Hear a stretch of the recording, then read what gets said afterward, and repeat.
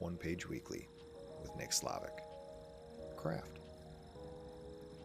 Data plus feelings. The Louvre in Paris is one of the largest and most famous museums in the world.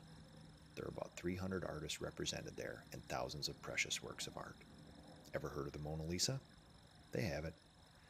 250 million people have visited the Louvre to see the art since 1900. Each artist has inspired 830,000 people to visit. And those are just picture paintings. In the same time period, 1 billion people have visited Rome. Ever heard of the Pantheon? How about the Colosseum? Rome has those.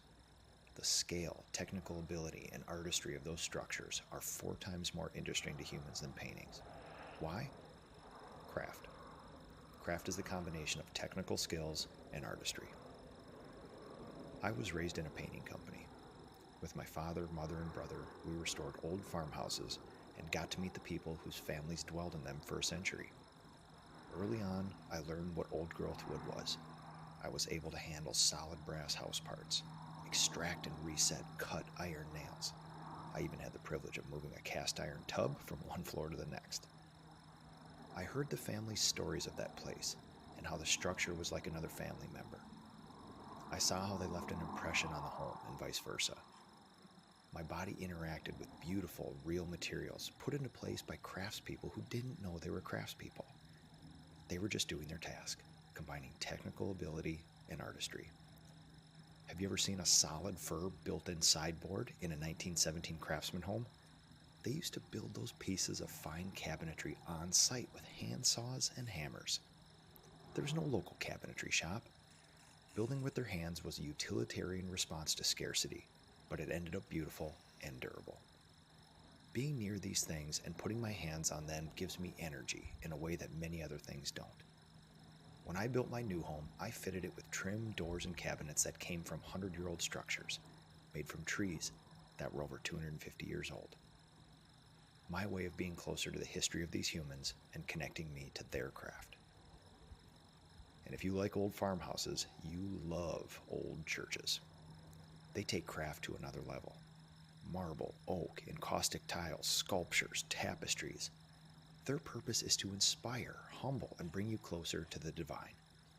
Their size and scale are sometimes hard to understand, but they are accessible, and they've stood for centuries for people to come within and seek something larger than themselves.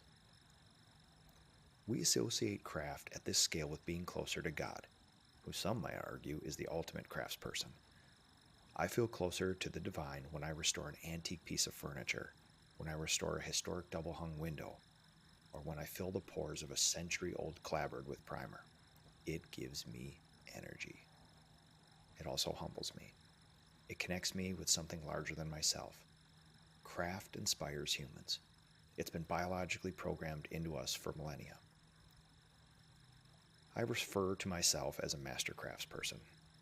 I do not take that title lightly. It's a deeply meaningful word to me.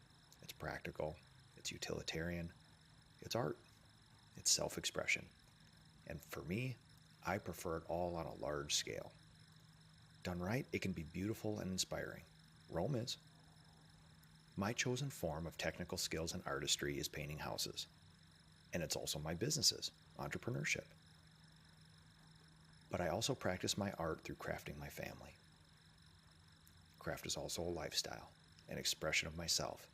It's a challenge, a continuation of tradition, a connection to the past. It's a lifelong pursuit.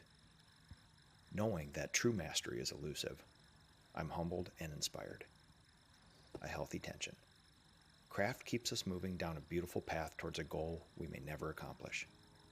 A life of craft, no matter what craft you choose, brings you closer to the divine.